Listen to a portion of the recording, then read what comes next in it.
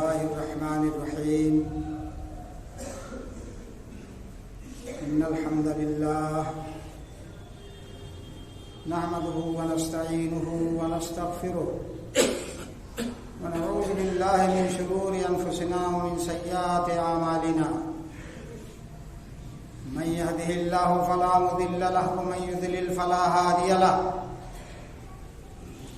وأشهد أن لا إله إلا الله وحده لا شريك له وأشهد أن محمدا عبده ورسوله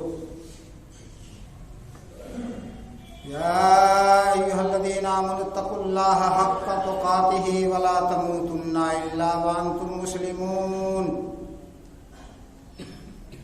يا أيها الناس اتقوا ربكم الذي خلقكم من نفس واحدة وخلق منها زوجها وبث منهما رجالا كثيرا ونساء واتقوا الله الذي تساءلون به والأرحام إن الله كان عليكم رقيبا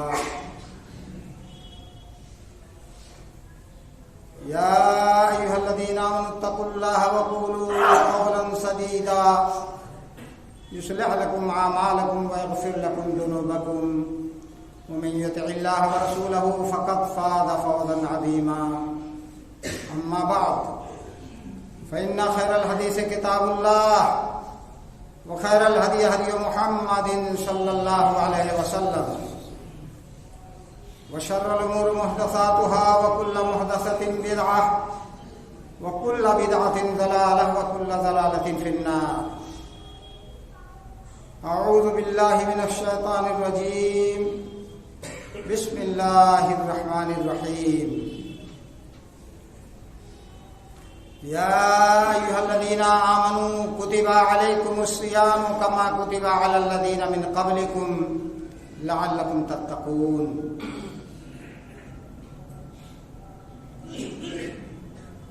بزرگان دین، اسلامی بھائیوں، نوجوانان ملت اسلامیہ اور خواتین اسلام، میں سب سے پہلے اپنے آپ کو اور آپ تمام حضرات کو اللہ کے تقوی، اس کے خوف اور خشیت کی وصیت کرتا ہوں۔ اللہ تعالی ہم سب کے دلوں میں اپنا تقوی اور خوف و خشیت پیدا فرمائے۔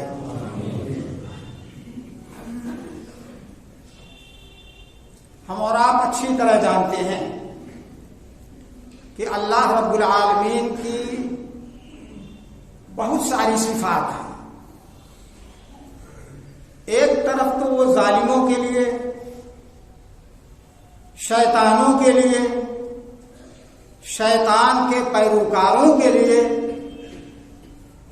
کتاب و سنت کو نظر انداز کر کے زندگی گزارنے والوں کے لیے جبار و قہار ہے، اسی کے مقابل میں اپنے نیک بندوں کے لیے توبہ استغفار کر کے اپنی زندگی اسلام کے سانچے میں ڈھالنے والوں کے لیے، مسجدوں کو آباد کرنے والوں کے لیے، احکام شرع کی مکمل پابندی کرنے والوں کے لیے غفور الرحیم بھی ہے۔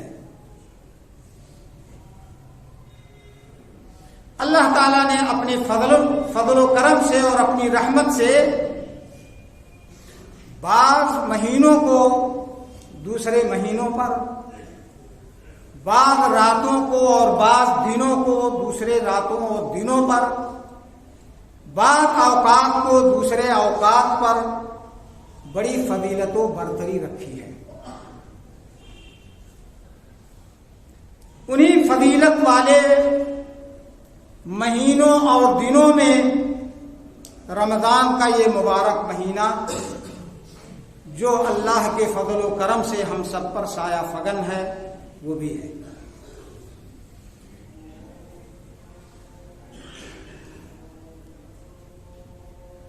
اس نے یہ رمضان کا مبارک مہینہ ہم کو اور آپ کو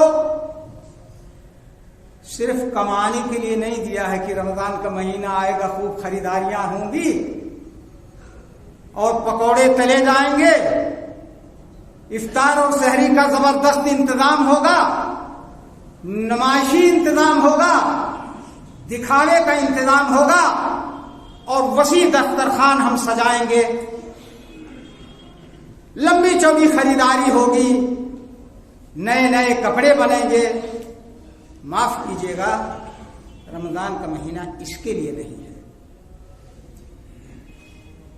اللہ کے رسول صلی اللہ علیہ وسلم نے فرمایا کہ افطاری کر لو کھجور پر،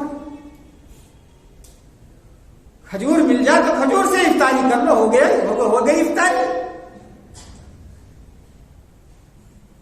مرغن چیزیں، نو پونے اقسام کی افطاری میں موجود چیزیں، ان کی کوئی ضرورت نہیں ہے۔ پانی نہ ملے، کھجور نہ ملے تو پانی ہی سے افطاری کرو۔ بتاؤ کون ایسا مسلمان ہوگا جو کھجور نہ پائے؟ نہ زیادہ صحیح، 1 2 3 ہی صحیح۔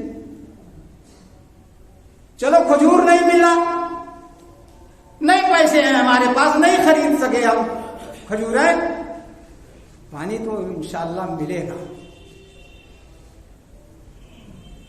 وہ پانی جس میں ہم اور آپ کی فضول خرچی قابل دید ہوتی ہے، غسل خانے میں داخل ہو گئے تو بالٹی پر بالٹی گراتے چلے جائیں گے۔ غسل خانوں کو تو چھوڑیے، وضو خانے میں ہم اور آپ پہنچتے ہیں، فل ٹوٹی کھول دیا، پانی بے تحاشا گر رہا ہے، آدھی ٹوٹی سے بھی، بلکہ میں کہوں گا کہ 1/4 ٹوٹی سے کھولنے سے بھی آپ کے وضو کا کام آرام سے ہو جائے گا۔ اگر روبو 1/4 ٹوٹی کی جگہ پر آپ نے فل ٹوٹی کھولا، پانی ضائع ہو رہا، اس کا بھی حساب دینا پڑے گا، یاد رکھیے گا۔ دنیا میں تو ہم بچے رہتے ہیں، نہیں حساب دینا پڑتا، اس لیے آزاد ہے۔ تو اپنے فضل و کرم سے اللہ تعالیٰ نے یہ رمضان کا مہینہ ہمیں اور آپ کو نصیب فرمایا ہے آخرت کے لیے، تاکہ زیادہ سے زیادہ اس ماہ مبارک میں ہم عبادتیں کر کے، ریاضتیں کر کے، اللہ کی اطاعت اور عبادت کر کے اس کو خوش کر لے جائیں اور دنیا اور آخرت دونوں زندگی ہماری کامیاب ہو جائے۔ یہ ہے بنیادی مقصد۔ اسی لیے آپ میں سے بہت سے حضرات جو پرانے ہوں گے ان کو یاد ہوگا، اسی منبر سے میں نے آپ کے سامنے یہ بات ایک بار نہیں متعدد بار کہی ہے کہ یہ رمضان کا مبارک مہینہ زندگی کی گاڑی کی سروس کا مہینہ ہے۔ جیسے آپ دنیاوی گاڑیوں کی سروس کراتے ہیں، موٹر سائیکل ہو، سائیکل ہو، بائک ہو، 4 پہیے والی گاڑی ہو، بس ہو، انجن ہو، کوئی بھی ہو، اس کی سروس ہوتی ہے، اس کی ایک مدت متعین ہوتی ہے، اس کا ایک وقت مقرر ہوتا ہے۔ اس وقت اور اس مدت میں اس مسافت پر ہم کو اپنی گاڑیوں کی سروس کرانی ضروری ہوتی ہے، تاکہ کہیں کل پرزے ڈھیلے نہ ہو گئے ہوں، کہیں کسی بڑے حادثے کے ہم شکار نہ ہو جائیں۔ اس لیے اللہ رب العالمین نے رمضان کا مبارک مہینہ ہم کو اور آپ کو عنایت فرمایا ہے، تاکہ ہم زیادہ سے زیادہ اپنی زندگی کی گاڑی کو، جو شیطان لعین کی وجہ سے، اس کے چیلوں کی وجہ سے، اس کے پیروکاروں کی وجہ سے، چاہے وہ انسانوں میں سے ہوں، چاہے وہ شیطانوں اور جنوں میں سے ہوں، جو ہماری زندگی کی گاڑی صراط مستقیم سے دائیں بائیں بھٹکی ہے، اس کی اصلاح ہو جائے اور ہم صراط مستقیم پر چل پڑے، اور سال کے 11 مہینے جو بعد میں آنے والے ہیں رمضان کے بعد، شوال سے لے کر کے شعبان تک، ان مہینوں میں ہماری یہ زندگی کی گاڑی صراط مستقیم سے ہٹنے نہ پائے، شیطان کے وسوسے میں ہم نہ آئیں۔ یہ ہے بنیادی مقصد رمضان کے ہمیں اور آپ کو دینے کا رب العالمین کا۔ اس مقصد کو ہمیں سمجھنا چاہیے۔ تو رمضان کے اندر بہت ساری فضیلتیں ہیں، سب سے بڑی فضیلت تو یہ ہے کہ اللہ تعالیٰ نے اس میں روزے فرض کیے ہیں. رمضان کے اس مہینے میں اہل ایمان پر روزے فرض کیے ہیں. فرمایا یا ایھا الذین آمنوا کتب علیکم الصیام، اے ایمان والو تم پر روزے فرض کیے گئے ہیں جیسا کہ تم سے پہلے لوگوں پر فرض کیے گئے تھے. اللہ کا اتنا کہنا کافی تھا کہ تم پر روزے فرض کیے گئے ہیں؟ کافی تھا نا؟ یہ کہنا ضروری نہیں تھا اللہ کے لیے کہ یہ روزے جو تم پر ہم نے فرض کیے تم سے پہلے لوگوں پر فرض کیے تھے. کوئی ضرورت نہیں تھی. لیکن ہم کو اور آپ کو تسلی دینے کے لیے، دلاسا دینے کے لیے کہ امت محمدیہ کے لوگوں، محمد الرسول اللہ صلی اللہ علیہ وسلم کی محبت کا دعویٰ کرنے والوں، یہ جو روزے تم پر ہم نے فرض کیے ہیں کوئی نئی چیز نہیں ہے. تم اسے اپنے لیے بوجھ مت سمجھنا. یہ اتنی عظیم چیز ہے، اتنی اہم چیز ہے کہ تم سے پہلے جو انبیاء آئے، تم سے پہلے جو امتیں آئیں ان پر بھی یہ روزے فرض کیے گئے تھے. تو تسلی ہو جاتی ہے کہ چلو اس بوجھ اٹھانے میں ہم اکیلے نہیں ہیں، ہم سے پہلے کی امتیں بھی یہ بوجھ اٹھا چکی ہیں. تسلی ہو جاتی ہے. جب ہم آپ دیکھتے ہیں کسی کو پریشانی میں تو اپنی پریشانی ہلکی ہو جاتی ہے. یہ تنہا ہمیں پوری دنیا میں پریشانی میں نہیں ہے، ہم سے زیادہ پریشانیوں میں بہت سارے لوگ ہیں. تسلی کے لیے اللہ تعالیٰ نے فرمایا کما کتب علی الذین من قبلکم. آگے کیا فرمایا؟ لعلکم تتقون، تاکہ تم متقی بن جاؤ، پرہیزگار بن جاؤ. روزے کا مقصد پرہیزگار بنانا ہے اللہ کا. یہ مقصد لے کر کے اللہ تعالیٰ نے روزوں کو ہم پر اور اس ماہ مبارک کے روزوں کو ہم پر اور آپ پر فرض کیا. روزے فرض کیے. اور روزے اور قرآن یہ دونوں قیامت کے دن تلاوت قرآن کا اہتمام کرنے والے بندوں کے لیے اور روزہ رکھنے والے بندوں کے لیے، یہ دونوں چیزیں اللہ رب العالمین کے ہاں ہمارے اور آپ کے لیے سفارش کریں گے. وہاں کوئی کسی کی سفارش کے لیے تیار نہیں ہوگا بغیر حکم الہی کے. جب اس کا حکم ہوگا کسی کو تب وہ سفارش کر سکتا ہے کسی کے لیے. تو روزہ بھی سفارشی ہوگا آپ کا، ہمارا، اور تلاوت قرآن اور قرأت قرآن بھی ہمارا اور آپ کا سفارشی ہوگا. اللہ تعالیٰ ان کی سفارش قبول فرمائے. حدیث میں ہے فیشفعان، یہ دونوں جب سفارش کریں گے بندے کے لیے تو اللہ تعالیٰ ان کی سفارشیں قبول فرمائے گا. آج بھی کتنے بد نصیب مسلمان ہوں گے ہمارے آپ کے گھروں میں، ہمارے آپ کے محلوں میں،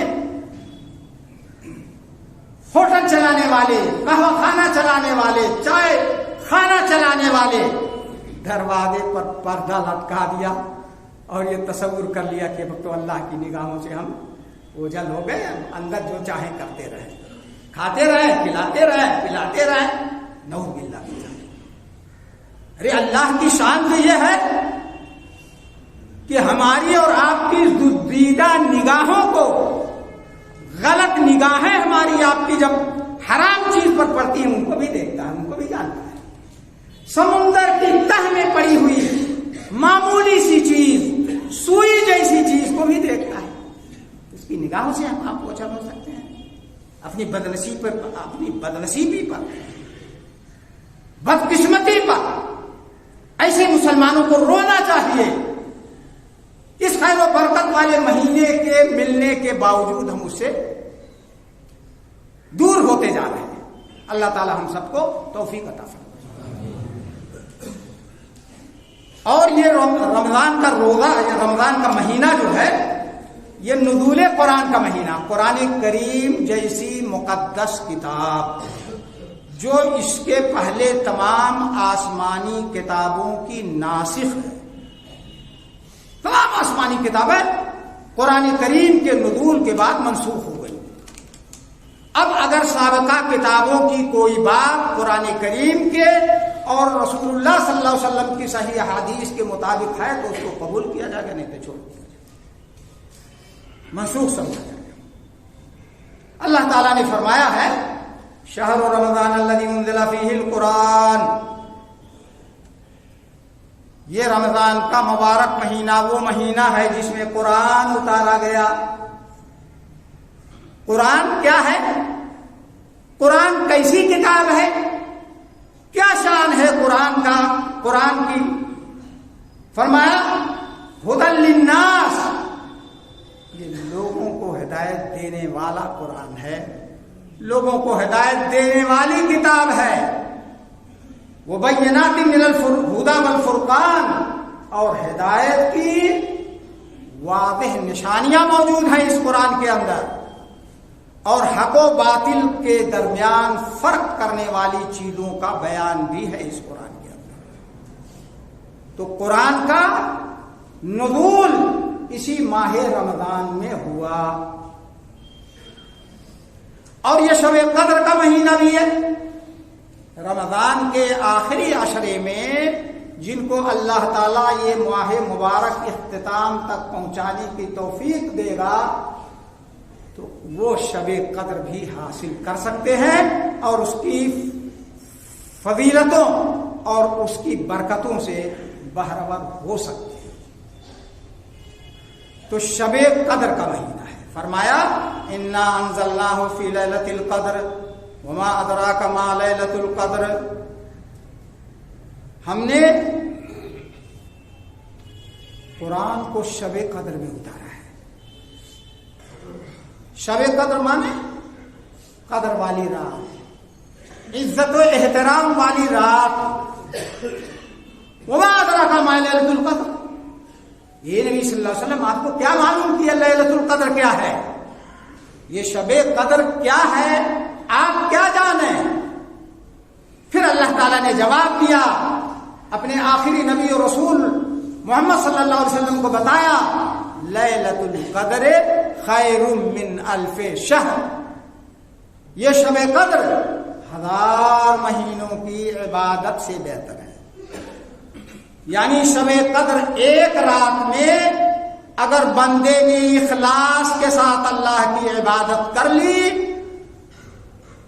تو اس کے علاوہ جو راتیں ہیں ان میں 1000 رات عبادت کرے تب بھی اس ایک رات کی عبادت کے برابر نہیں پہنچ سکتا۔ اتنی قدر و قیمت والی یہ رات ہے۔ اور رمضان کا مبارک مہینہ یہ قرآن کریم کے دور کا، قرآن کریم کے معارضہ اور قرآن کریم کے دہرانے کا مہینہ ہے۔ جو حافظ قرآن ہے وہ زبانی دہراتے ہیں، جو کم پڑھے لکھے ہیں ناظرہ قرآن پڑھ لیتے ہیں، وہ دیکھ کر کے اپنا پڑھتے ہیں لیکن دہرانے کی کوشش کرتے ہیں۔ 1 ختم 2 ختم 3 ختم 4 ختم کرنے کی کوشش کرتے ہیں۔ اور جو بیچارے قرآن نہ پڑھنا جانتے ہیں نہ سمجھنا جانتے ہیں، وہ بھی ثواب حاصل کرنے کے لیے قرآن کریم پڑھنے والوں سے قرآن کریم سنتے ہیں۔ سننے کا بھی سننے کی بھی فضیلت ہے، اس کا بھی اجر و ثواب ہے۔ پڑھیے تو بھی ثواب، سنیے تو بھی ثواب، پڑھائیے تو بھی ثواب۔ مومن گھاٹے میں رہتا ہی نہیں ہے اگر وہ اچھی نیت رکھتا ہے، خالص نیت رکھتا ہے، مخلص بندہ ہے اللہ کا، تو گھاٹے میں کبھی نہیں ہوتا ہے۔ لیلۃ القدر خیر من الف شہر۔ اور یہ نزول قرآن، یہ قرآن کے دور کا مہینہ ہے۔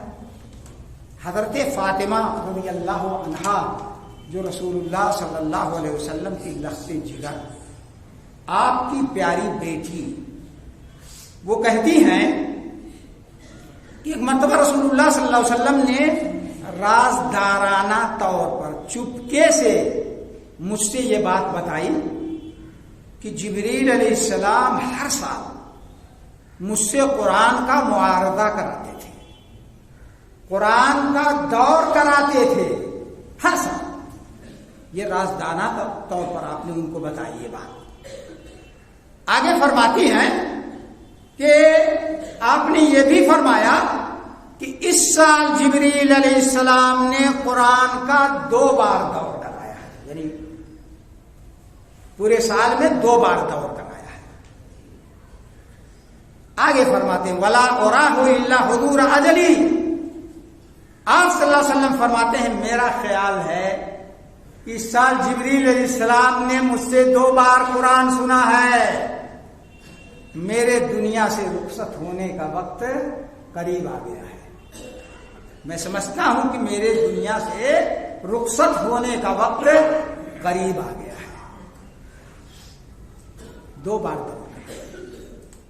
اب اس حدیث میں تو اس کی صراحت نہیں ہے کہ رمضان کے علاوہ یا رمضان میں کس مہینے میں یہ دور ہوتا تھا، اس کی وضاحت نہیں ہے، لیکن یہی حدیث ابو ہریرہ رضی اللہ تعالی عنہ فرماتے ہیں،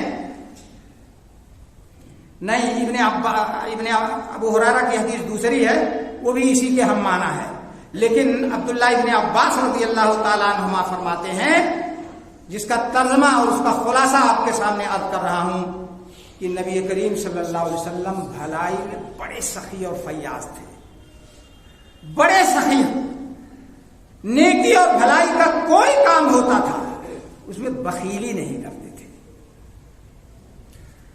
اور رمضان میں آپ کی سخاوت اور آپ کی فیاضی اور دنوں کے مقابلے میں بڑھ جاتی تھی، خصوصاً اس وقت جس وقت جبریل علیہ السلام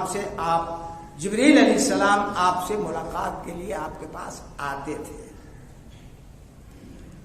اب کب آتے تھے جبریل علیہ السلام؟ آگے آپ فرماتے ہیں، ابن عباس رضی اللہ عنہ فرماتے ہیں کہ جبریل علیہ السلام رمضان کے پورے رمضان میں ہر رات آپ سے ملنے کے لیے آتے تھے، اور نبی صلی اللہ علیہ وسلم جبریل علیہ السلام کے آنے کے بعد قرآن سناتے تھے، پڑھتے تھے، جبریل علیہ السلام اس کو سنتے تھے کہ کہیں کوئی غلطی تو نہیں ہو رہی ہے، قرآن سنتے تھے، اور جب جبریل علیہ السلام آپ صلی اللہ علیہ وسلم سے ملتے تھے تو فرماتے ہیں ابن عباس رضی اللہ عنہما کہ آپ کی سخاوت و فیاضی دیکھنے کے قابل ہوتی تھی، تیز و تند ہوا کی طرح آپ کی سخاوت تیز ہو جاتی تھی۔ یہ عالم تھا رسول گرامی صلی اللہ علیہ وسلم کا، یہ اہتمام تھا قرآن کی تلاوت کا اور قرآن کے دہرانے کا۔ یہاں ایک بات اور ضمناً عرض کر کے میں اپنی بات ختم کروں گا انشاءاللہ۔ ہمارے بہت ساری مساجد میں شبینہ کا اہتمام ہوتا ہے، شبینہ کا، یعنی ایک رات میں پورا قرآن حافظ جی ختم کریں گے، کہیں 3 دن میں 3 رات میں ختم کرنے کا رواج ہے، کہیں 5 دن میں ختم کرنے کا، کہیں 10 دن میں ختم کرنے کا رواج ہے۔ یہ اللہ کی رحمتیں تو پورے رمضان کے لیے ہیں، ہم اور آپ کون ہوتے ہیں؟ یہ اختیار ہم کو اور آپ کو کس نے دیا ہے؟ کتنی تیزی اور اتنی چرب زبانی کے ساتھ قرآن کریم کو پڑھ کر کے آپ ختم کر دیں، لوگوں کو مسجدوں سے آزاد کر دیں، تلاوت قرآن سے محروم کر دیں، یہ حق کس نے دیا ہے ہم کو؟ کیا جبریل علیہ السلام اور محمد الرسول اللہ صلی اللہ علیہ وسلم اس بات پر قادر نہیں تھے کہ رسول گرامی صلی اللہ علیہ وسلم ایک ہی رات میں پورا قرآن سنا دیتے آپ کو، جبریل علیہ السلام کو، اور جبریل علیہ السلام پورا قرآن ایک ہی رات میں آپ سے سن کر کے اگر کچھ غلطی ہوتی تو اصلاح کر دیتے؟ کیا قدرت نہیں تھی دونوں کو؟ ان سے بڑھ گئے ہم؟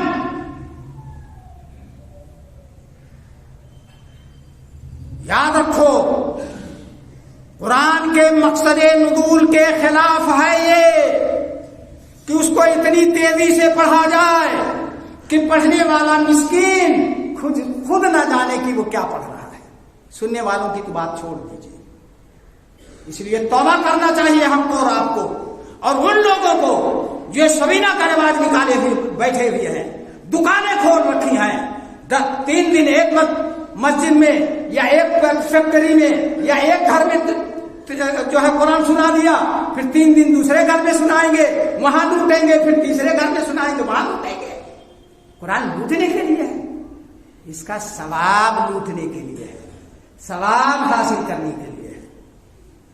اللہ تعالیٰ سے دعا ہے کہ رب العالمین ہم سب کو رمضان کے مبارک مہینے سے زیادہ سے زیادہ فائدہ اٹھانے کی توفیق عطا فرمائے, اس کی رحمتوں اور برکتوں سے زیادہ فائدہ اٹھانے کی توفیق عطا فرمائے. ہماری آپ کی تمام غلطیاں, لغزشیں اور کمیاں اور کوتاہیاں معاف فرمائے, ہماری پریشانیاں دور فرمائے. ہمیں جو بیمار ہے رب العالمین انہیں شفائے کامل عاجل عطا فرمائے. جو پریشان ہیں, کسی پریشانی میں مبتلا ہیں, ان کی پریشانی کو دور فرمائے. رب العالمین تو ہر چیز کو دیکھنے, سننے اور جاننے والا ہے اور ہر چیز پر قادر ہے. وآخر دعوانا الحمدللہ.